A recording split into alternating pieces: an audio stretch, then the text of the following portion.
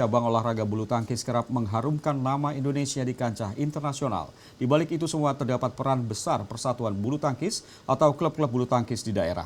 Mereka mencari bibit-bibit calon atlet potensial dan mendidiknya untuk menjadi juara.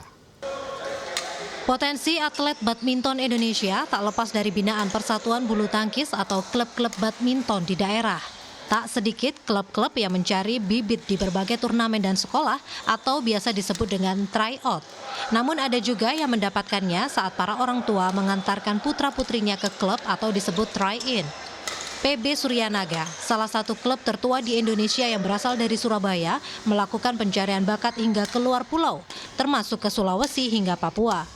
Ada beberapa kriteria dalam menemukan bibit unggul calon atlet bulu tangkis. Sekali lagi ngomong sesuai usia dulu.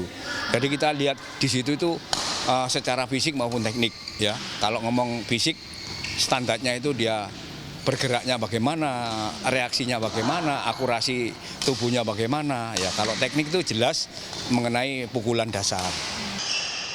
Pengembangan bakat bulu tangkis dimulai pada usia pradini, yakni di bawah 9 tahun.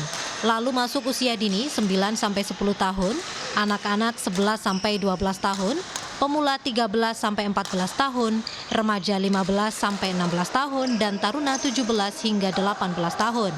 Saat usia taruna, biasanya atlet di klub sudah fokus untuk masuk pelatnas. Seperti di klub bulu tangkis Sony Dwi Kunchoro Surabaya, mantan pemain bulu tangkis dunia ini menyatakan pendidikan pada usia pradini atau di bawah 9 tahun merupakan golden period.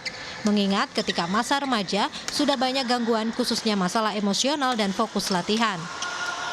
Yang pertama adalah dari anaknya sendiri ya. Anaknya sendiri juga harus berusaha karena saya sebagai pelatih ya memang mengarahkan ke sana, tapi harus anaknya juga harus cerdas juga karena bulu tangkis kan perlu kecerdasan, terus kecepatan untuk mengambil inisiatif dan sebagainya.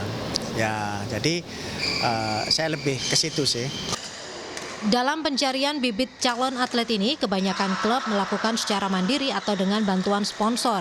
Keberadaan sponsor dan dukungan pemerintah berperan signifikan dalam regenerasi atlet bulu tangkis.